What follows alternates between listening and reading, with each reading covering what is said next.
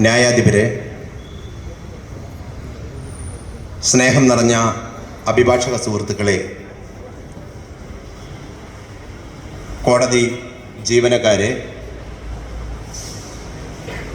അഭിഭാഷക ഗുമസ്തന്മാരെ, പ്രിയ സുഹൃത്തുക്കളെ, സഹോദരന്മാരെ, സഹോദരിമാരെ, നമ്മുടെ രാജ്യം റിപ്പബ്ലിക്കായിട്ട്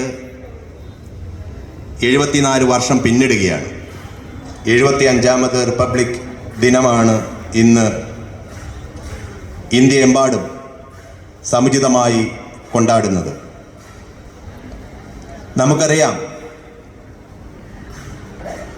1858 മുതൽ 1947 വരെയുള്ള കാലഘട്ടത്തിൽ പോർച്ചുഗീസ്, ഫ്രഞ്ച്, ബ്രിട്ടീഷ് സാമ്രാജ്യത്വ ശക്തികളുടെ അടിമത്തത്തിൽ നിന്നും നമുക്ക്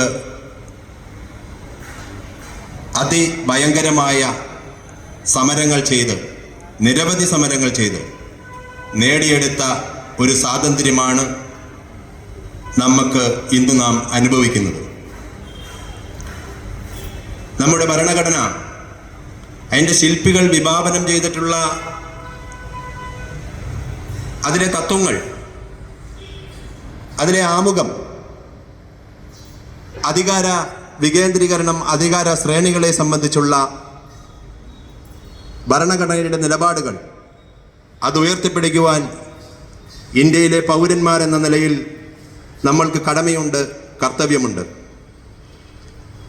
ഒരു ചരിത്രത്തിലേക്ക് നമ്മൾ പരിശോധിക്കുമ്പോൾ 1947 നമുക്ക് സ്വാതന്ത്ര്യം കിട്ടി എങ്കിൽ പോലും 1950കളിലാണ്, ആ 50കൾ വരെയാണ് ബ്രിട്ടീഷുകാരുടെ ഭരണം കൈമാറ്റ കാലയളവ് എന്ന് പറയാൻ പറ്റുക. 47 മുതൽ 50 വരെ, നമ്മൾ റിപ്പബ്ലിക് ആകുന്നത് വരെ സൂര്യനസ്തമിക്കാത്ത സാമ്രാജ്യത്വത്തിൻ്റെ ചക്രവർത്തിയായ ജോർജ് നാലാമനായിരുന്നു ഇന്ത്യയിൽ ഭരണം കൈയാളിയിരുന്നത്. അന്ന്